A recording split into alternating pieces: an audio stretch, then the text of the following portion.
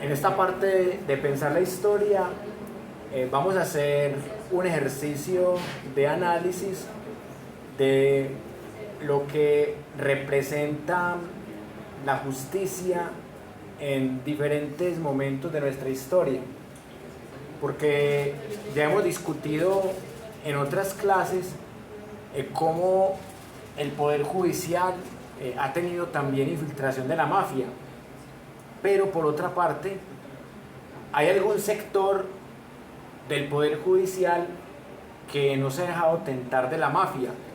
Y en la otra clase hablábamos del juicio político a Francisco de Paula Santander, a Gustavo Rojas Pinilla, a Ernesto Samper Pizano, y ustedes se preguntarán, ¿por qué habiendo presidentes que cometieron crímenes de lesa humanidad, como los llamaríamos desde el Estatuto de Roma, están impunes? O presidentes que cometieron graves delitos. Y acá podemos dar una explicación estructural. El sistema está diseñado para que los presidentes no paguen cárcel y para que los expresidentes también queden bien blindados. O sea que un expresidente tiene que violar mucho la ley para que vaya a la cárcel, pero muchísimo. Y en este caso que analizamos en la clase de ahora, es porque hay hechos probatorios muy contundentes, como lo es una llamada telefónica, como lo es un chat, como lo es una grabación que tiene más o menos buen audio. Es la única forma que medio pueden hacerle cosquillas a un expresidente. Pero antes de que entremos en el tema de actualidad, que también tiene su historia, que no la hemos tocado muy bien porque hemos hablado del proceso de Uribe, pero hemos hablado muy poco del proceso de Diego Cadena y del proceso de Álvaro Hernán Prada, el otro implicado acá que en este momento es funcionario del Consejo Nacional Electoral y que era congresista en ese momento, representante de la Cámara. Pero antes de entrar en esos temas de actualidad que también tienen su historia, quiero que hagamos un análisis de aquellos presidentes que debieron ser juzgados y que quedaron impunes en la historia de Colombia. Porque ahorita hablamos de los que fueron llevados a juicio, pero no de los que fueron, entre comillas, más genocidas. Empecemos con Simón Bolívar.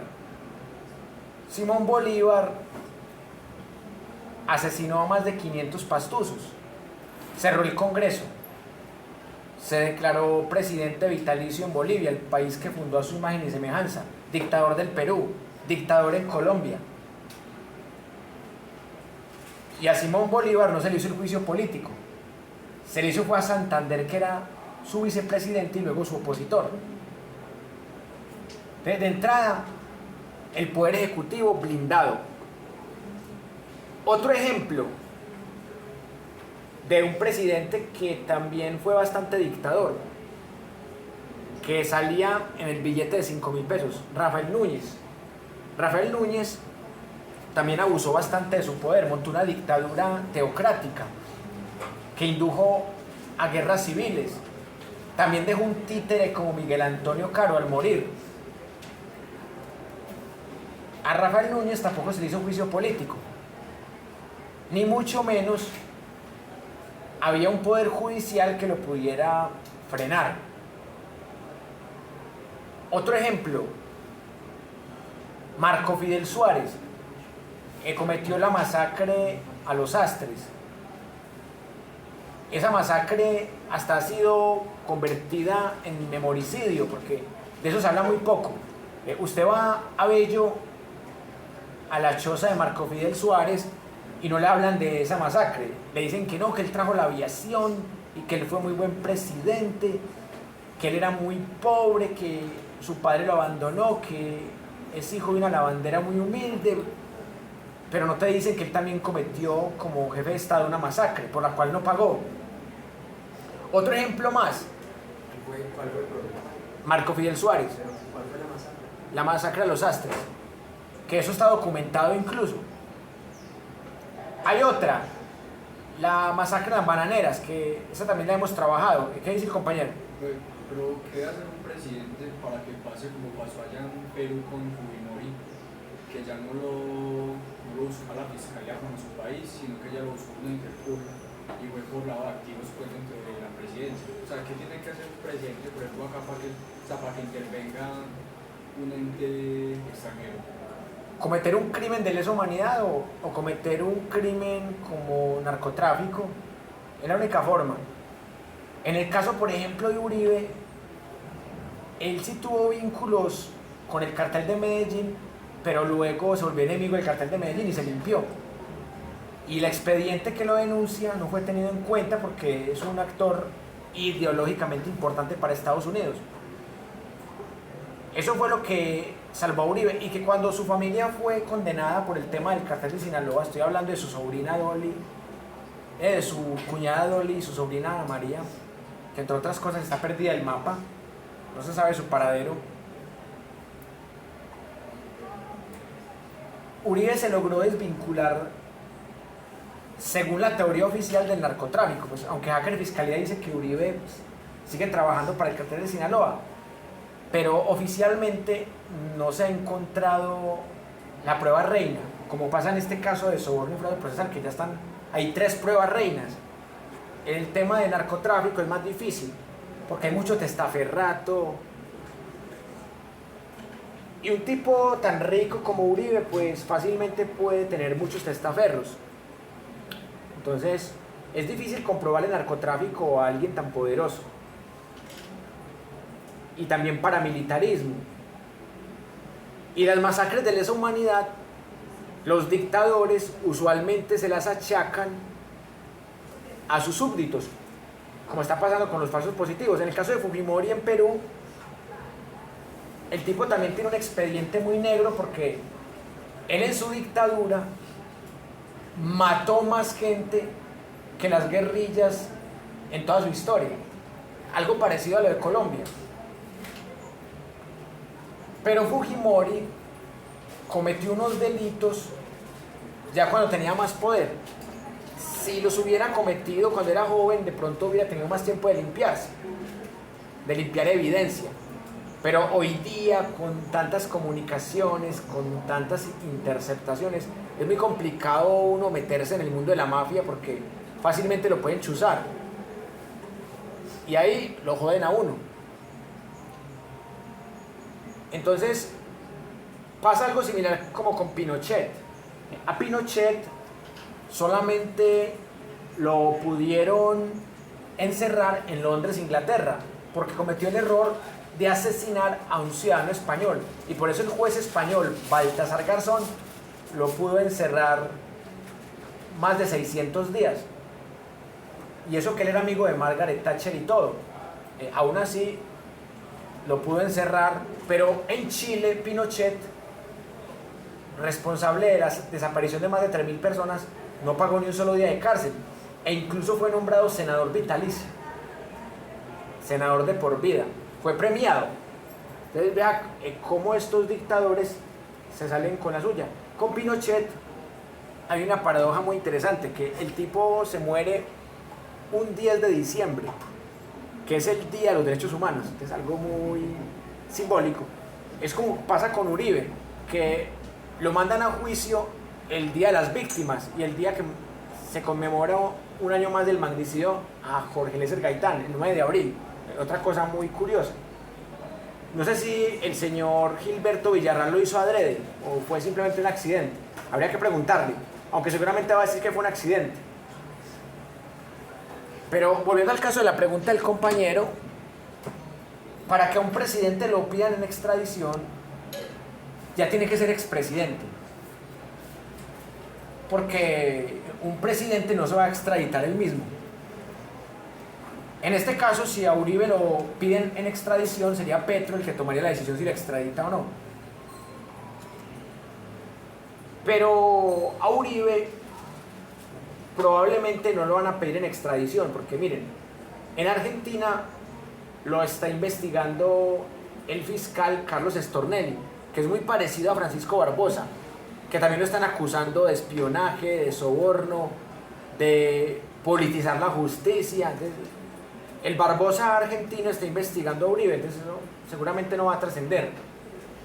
Y la Corte Penal Internacional tampoco sirve, porque aquí hablamos en las primeras clases de la investigación de Hacker Fiscalía, a la corrupta Fiscalía de Izaza, infiltrada por el paramilitarismo. Y mire que Hacker Fiscalía llevó cientos de expedientes a la Corte Penal Internacional y lo dejaron en visto. Y el fiscal de la Corte Penal Internacional, Karim, vino a decir que Barbosa y Petro eran del mismo equipo. O sea, el tipo está totalmente desinformado de la realidad política. Entonces, esta gente, para que procesen a alguien, ya tiene que ser que algún imperio ayude. Vea que, por ejemplo, a Vladimir Putin también lo pidieron en extradición desde la Corte Penal Internacional, pero pues, Putin no se va a extraditar él mismo. Es muy difícil.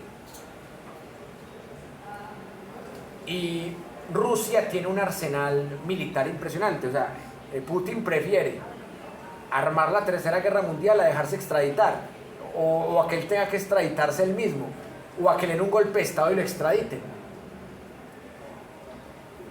Por eso la figura de presidente está diseñada para cometer todo tipo de actos. A mí me da mucha risa cuando en las marchas uribistas piden no solamente derrocar a Petro o matarlo, sino que piden dizque encarcelar a Petro. Entonces yo me pregunto, si no han podido encarcelar a Uribe con 268 expedientes hace 44 años, van a poder encarcelar a Petro, que pues Petro no tiene ningún expediente abierto desde el punto de vista judicial. Desde el punto de vista político, pues claro, a un funcionario público lo investigan, a Petro lo investigan, a todos los investigan. No es lo mismo tener 100 o 200 investigaciones a tener 100, 200 o 300 acusaciones con procesos judiciales iniciados y congelados o archivados. Y acá es en donde quiero que volvamos a la historia otra vez, porque íbamos por el tiempo de Marco Fidel Suárez. El sistema colombiano está diseñado para la impunidad a los delincuentes de cuello blanco. Por eso se necesita la reforma a la justicia, como la está tratando de hacer el gobierno de Petro. Una reforma a la justicia que permita que los criminales de cuello blanco también paguen cárcel, y que no paguen casa por cárcel, como sucede muchas veces. ¿A ustedes no les parece absurdo que condenen a la hija de Aida Merlano, Aida Victoria Merlano, que la condenen por supuestamente ayudar a fugar a su madre, y que los char que compraron votos estén libres? ¿A ustedes no les parece eso muy absurdo? Cuando Aida Merlano madre denunció la compra de votos, y la procuradora es de los char. O sea, si Margarita Cabello es del clan de los char, ¿cómo va a meter a la cárcel a sus amigos? O sea, los char, y tienen magistrados también afines.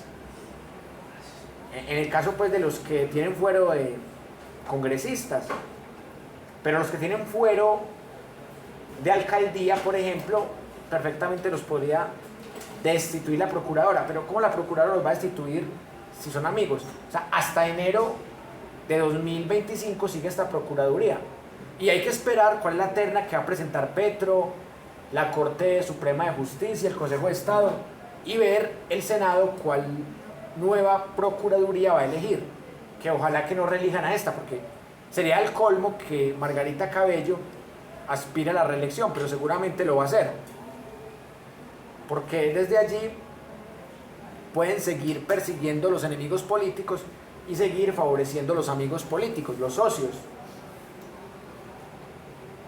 Y en esa medida se está hablando de la posibilidad de una Asamblea Nacional Constituyente. Y otros hablan de una asamblea que sea no constituyente, sino constitucional, una reforma constitucional. El debate está bueno, pero la pregunta es, ¿para qué sirven entidades como la Procuraduría? Entidades que son nombradas por un Senado. Y esa figura de que el presidente es el que terna, hay que cambiarla. Esa figura de que la Corte es la que elige la terna, también hay que cambiarla. O sea, son cosas que hay que cambiar. Hay que darle más protagonismo al pueblo como constituyente primario. Me han llegado varios borradores de esa propuesta y todas las propuestas conducen a las mismas conclusiones. Se requiere una reforma a la justicia, así sea mediante asamblea constituyente o asamblea constitucional. Se requiere eliminar ciertas instituciones, porque esas instituciones están diseñadas para darle impunidad a otros. O sea, delincuentes de cuello blanco le dan impunidad a otros delincuentes similares. Y haciendo el repaso histórico y pasando de Marco Fidel Suárez a Miguel Abadía Méndez, ahí tenemos la masacre en las Bananeras, que hasta los 80s fue el crimen de Estado más atroz de la historia. No hay una cifra exacta, unos dicen que fueron 1000, otros 2000, pero el hecho fue que asesinaron unos obreros que estaban protestando por su legítimo derecho a un aumento de sueldo, a unas condiciones laborales no tan precarias. Y es increíble cómo María Fernanda Cabal inicialmente niega las bananeras y cuando le hacen bullying la justifica diciendo un error peor, diciendo que los obreros eran guerrilleros del Partido Comunista, que estaban armados. Y yo le pregunto a Cabal, ¿cómo una guerrilla que está armada va a hacer una huelga de hambre?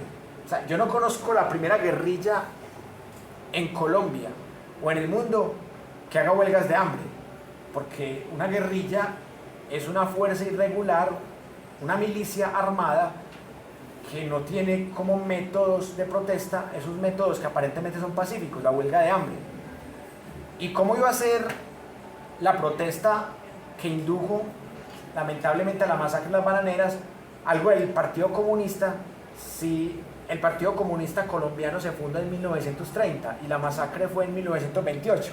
O sea, esos son los ridículos que hace María Fernanda Cabal. Esos son los senadores que elegimos para que se ganen 40 millones por decir tonterías y por favorecer corruptos y por hacer ñeñevacas o narcovacas. Y sigamos contando. Laureano Gómez Castro. ¿Cuánta gente mataron los pájaros, los chulavitas, los antichusmeros con el patrocinio del gobierno dictatorial de Laureano Gómez Castro, que ganó con votos, pero se ganó a sí mismo, porque después de asesinar a Gaitán, el Partido Liberal no quiso presentar candidatura. Entonces miren todos los que les he mencionado, miren. Simón Bolívar, Rafael Núñez, Marco Fidel Suárez, Miguel Abadía Méndez, Laureano Gómez Castro, otro, Guillermo León Valencia, el de la masacre en la Marquetalia que indujo al nacimiento de las FARC, que ya lo hablamos acá. Guillermo León Valencia.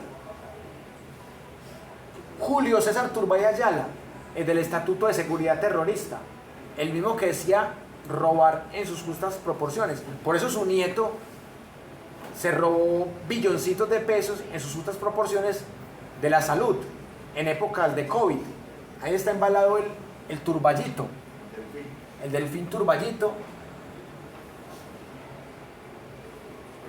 Y ya vemos que esos presidentes no pagaron lo más mínimo, todos esos que ya mencionamos. El profe que mencionaste de Cruz Valle se la vuelve Paloma Valencia. Guillermo León Valencia, exactamente. Por eso les digo yo que este país lo han gobernado 54 familias. 54 familias que hasta hace poco tenían todos los poderes a su favor. Tenían la presidencia, el Congreso, infiltraciones en el Poder Judicial, medios de comunicación masivos.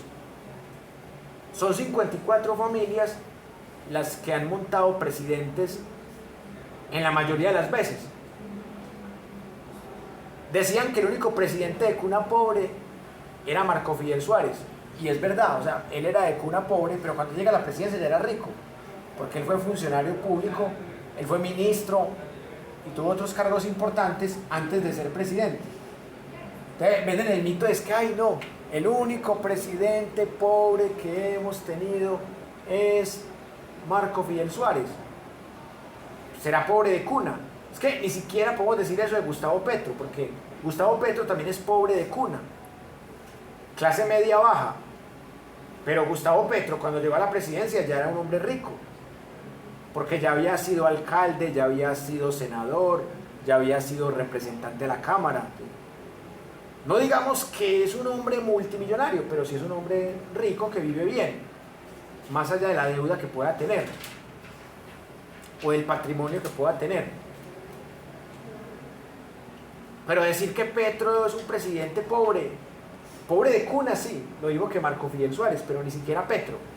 Pero si sacamos a estos, vamos a ver que los otros 59 presidentes de propiedad que ha tenido Colombia han sido de élite, ricos de cuna.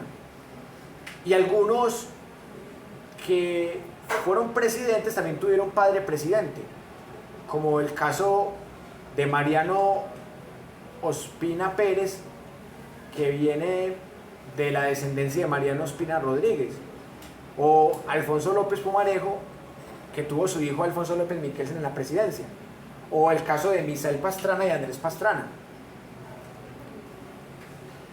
Y si nos descuidamos, Álvaro Uribe y Tomás Uribe Moreno. Nada raro que cuando se muera Uribe este tipo se meta a la política y quede presidente. O que también llegue Vargas Lleras. Puede pasar. Que ese también tiene raíces con Carlos Lleras, o Paloma Valencia, o Turballito. Pero a mí por lo menos no me gustaría nunca que Nicolás Petro Burgos fuera presidente. Para mí que se retire de la política. O sea, ese tipo no es de confianza. Que no, que es el hijo de Petro, pues que si llega a dañar lo que hizo el padre, como pasó con López Miquelsen, que López Miquelsen con sus robos y sus malos gobiernos dañó el apellido López, porque López Pumarejo fue un presidente medianamente respetable, pero el hijo gobernó mal. Y lo peor de todo es que en el billete de 20.000 pesos sacan el hijo y no el padre, que el padre fue mejor presidente. Y también está el caso de otros mandatarios que han tenido parientes muy poderosos. Juan Manuel Santos, que también tiene abuelo que fue presidente. Eduardo Santos Montejo, después de López Pumarejo. Periódico El Tiempo, fue de ellos mucho tiempo. Y por eso les digo yo que en Colombia es muy difícil combatir el tema del nepotismo. En esas revistas de Pedro Juan Moreno hay unas denuncias muy buenas para casos de nepotismo en el Congreso, en relación con el Poder Ejecutivo, unas cosas impresionantes. Y ahí entendía uno por qué ese Congreso era tan afín al gobierno y por qué aplaudían a Salvatore Mancuso. Y paradójicamente, los mismos que aplaudían hace 20 años a Salvatore Mancuso, ahora dicen que es un difamador, que es un mentiroso, que es un narco paramilitar, que no merece ser gestor de paz. Cuando gestor de paz no significa mansa paloma. O sea, la gente cree que un actor armado ilegal no puede ser gestor de paz. Un gestor de paz debe aportar verdad, justicia, reparación y no repetición. O sea, un gestor de paz no está pues para decir, yo soy una mansa paloma, no. Acá tratan de meterle términos morales a cargos que solo tienen tareas políticas que son importantes para el país. Y ya para terminar este punto de lo que es un repaso histórico a la impunidad de los presidentes, quiero dejar otra reflexión. Colombia, ¿hasta qué punto ha tenido regímenes, puros regímenes presidencialistas? La época más presidencialista fue la de Rafael Núñez, la de la regeneración, del 86 al 1910. Esos 24 años fueron los más presidencialistas de la historia, y los menos presidencialistas fueron los de la Carta de Río Negro, entre 1863 y 1886, presidencias de 2 años. Entonces, pasar de presidencias de 2 años a presidencias de 6 años es un tal tema vinculado con el presidencialismo. Pero los que se reeligieron, como Santos y Uribe, sí que fueron ultrapresidencialistas, porque gobernaron 8 años, mucho más de lo que gobernaban en la época más presidencialista de la historia, que fue la regeneración. Y nuestro régimen es presidencialista para unas cosas, pero para otras no. Para elegir fiscal es presidencialista. Para elegir procuraduría también. Pero para aprobar leyes depende excesivamente del Congreso. O si no, le toca poner decretos. Y el decreto se ve como símbolo de dictadura, lo que llaman gobernar por decreto. Y para nadie es un secreto que las EPS se han robado el dinero de la salud y que hay detrimentos en billones de pesos. Pero la oligarquía, que es dueña de EPS, pues defiende las EPS. Los congresistas que se financiaron o recibieron préstamos o beneficios de las EPS, pues defienden las EPS. Y miren el escándalo que se destapó con ese tema, que algunos congresistas debieron declararse impedidos para votar en el tema de la reforma a la salud. Entonces, si el gobierno trata de imponer la reforma a la salud por decreto, van a decir que el gobierno es una dictadura.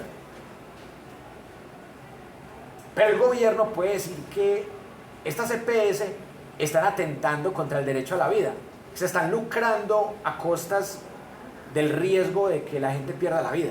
Entonces, por eso la reforma a la salud es muy delicada. Me dio mucha risa porque vi una publicación en Facebook de una señora que publicó un mensaje que hablaba del robo a la salud y vinculaba al actual gobierno. Y yo, ¿cómo es la ignorancia de esta persona que cree que el sistema de la salud está quebrado por el actual gobierno? Cuando es el actual gobierno el que con esta reforma quiere evitar que el sistema siga siendo quebrado y que las EPS sigan generando detrimento en billones de pesos. O sea, es increíble la ignorancia de la gente. ¿Qué dice Carlos? Por ahí también va la manipulación de los medios. Totalmente. Antes de que estos estallaran, mucha gente se quejaba de las EPS, que no, que me dan cita con especialista. Incluso hace poquito salió una señora pidiendo una cita con especialista y se la agendaron para agosto. Y así muchos casos, pero apenas estalla este escándalo, ya las EPS las pintan como las buenas del paseo, que les quieren expropiar, que están cometiendo irregularidades. Incluso hasta la procuradora está investigando al superintendente de salud porque esa intervención no fue hecha bajo las normas según ella, en vez de estar también inclinada a investigar todo este detrimento, todo este robo multimillonario. Y entonces ahí es cuando uno se encuentra gente que de por sí es ignorante del tema, van y creen en lo que les muestran en los medios tradicionales, y paradójicamente es gente que también sufre las consecuencias de las EPS. Vaya a ver esa señora, por ejemplo, qué EPS tiene y si de verdad la han atendido bien. Y lo peor de todo es que meten el cuentico de que se va a regresar al seguro social cuando la propuesta tampoco es esa. O sea, tergiversan. Y la gente no lee, la gente no compara, la gente no investiga, la gente no tiene memoria histórica. Y de ahí la importancia de ese tipo de espacios para promover ese pensamiento crítico que falta.